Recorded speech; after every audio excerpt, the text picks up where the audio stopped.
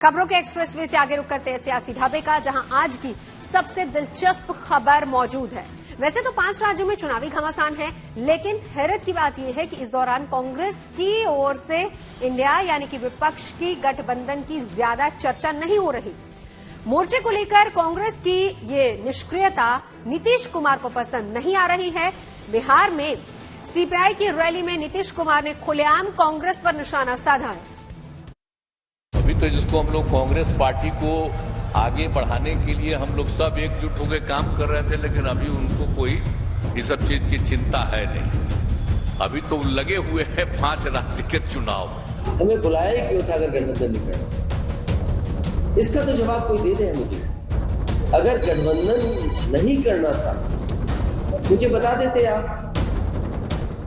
चलना तो दूर की बात है, गठबंधन की गाड़ी तो अभी ठीक से तैयार भी नहीं हुई, लेकिन इंडिया गठबंधन के सूत्रधार यानी नीतीश कुमार की भाषा अभी से बदलने लगी है। भरे मंच से बिहार के मुख्यमंत्री ने कांग्रेस पर तंज कसा और एक तरह से आरोप लगा दिया कि विपक्ष के मोर्चे को लेकर कांग्रेस दिलचस्पी नहीं दिखा रही।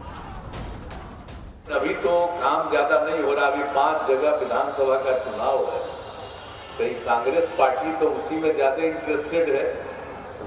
तो अभी तो जिसको हम लोग कांग्रेस पार्टी को आगे बढ़ाने के लिए हम लोग सब एकजुट होकर काम कर रहे थे, लेकिन अभी उनको कोई इस सब चीज की चिंता है नहीं।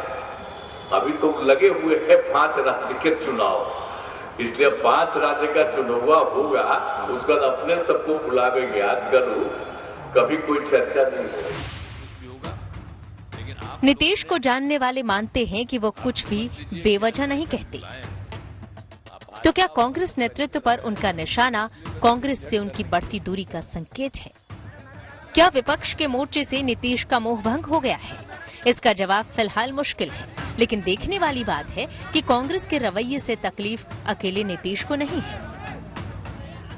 नीतीश कुमार जी वरिष्ठ नेता है, वरिष्ठ लीडर है, एक्सपीरियंस लीडर है।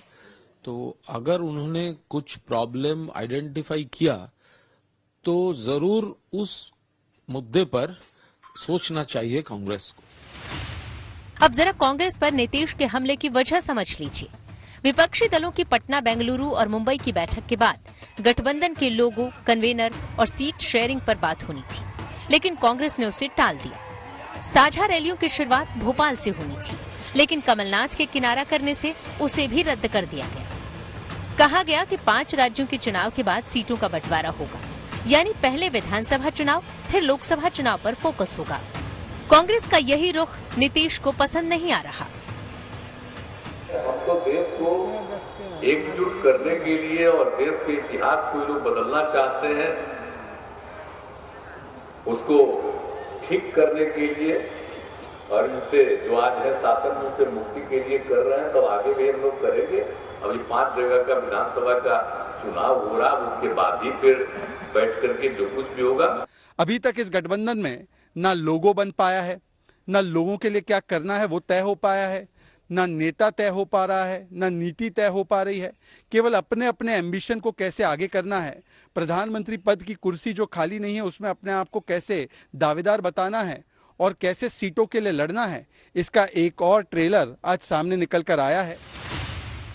यकीनन कांग्रेस के लिए 5 राज्यों के चुनाव अहम हैं, लेकिन विधानसभा चुनाव में ही इंडिया गठबंधन की दरार नजर आने लगी है।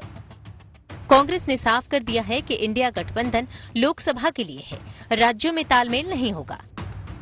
लेकिन जब कांग्रेस ने एमपी में समाजवादी पार्टी को सीटें नहीं दी तो अखिलेश नाराज हो गए और यूपी की 80 में से 65 सीटों पर चुनाव लड़ने का दावा कर रहे हैं।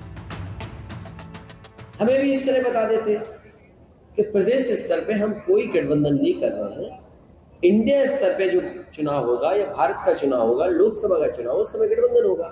आपने बुलाया, आपने बातचीत की, हमने अपनी परफॉर्मेंस बताई और उसके बाद आपने हमारे नेताओं को रात के 1 बजे तक बैठाया। तो आखिरकार क्यों आपने ऐसा किया? कहने की जरूरत नहीं कि अखिलेश यूपी में सीटों को लेकर समझौता करने की मूड में नहीं। आज नहीं तो कल यही रुख ममता और केजरीवाल का भी होगा।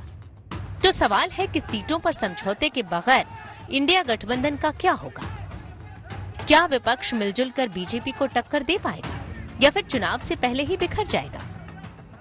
बीजेपी के साथ साथ मीडिया का एक वर्ग है जो सुबह से इस बात को लग जाता है कि किसके प्रवक्ता ने क्या कहा और फलाने के प्रवक्ता ने उस प्रवक्ता के जवाब में क्या कहा। हमारे लिए ये बातें मायने नहीं रखती हैं। लकीर लंबी खींच गई है। मंत्री बोल रहे हैं। मैं कह रहा हूं लकीर लंबी खींच गई है और लंबी लकीर के सामने कुछ भी नहीं टिकता। आरजेडी और डीएमके जैसे कांग्रेस के पुराने सहयोगी मानते हैं कि इंडिया गठबंधन न सिर्फ तैयार होगा बल्कि जीत हासिल करेगा। स्टालिन ने साफ कहा है कि बीजेपी के खिलाफ देश में लहर है और इंडिया गठबंधन को जन समर्थन मिलेगा। लेकिन सवाल है कि क्या कांग्रेस इसे लेकर गंभीर है? कम से कम नीतीश कुमार को तो नहीं लगता। Bureau report, good news today.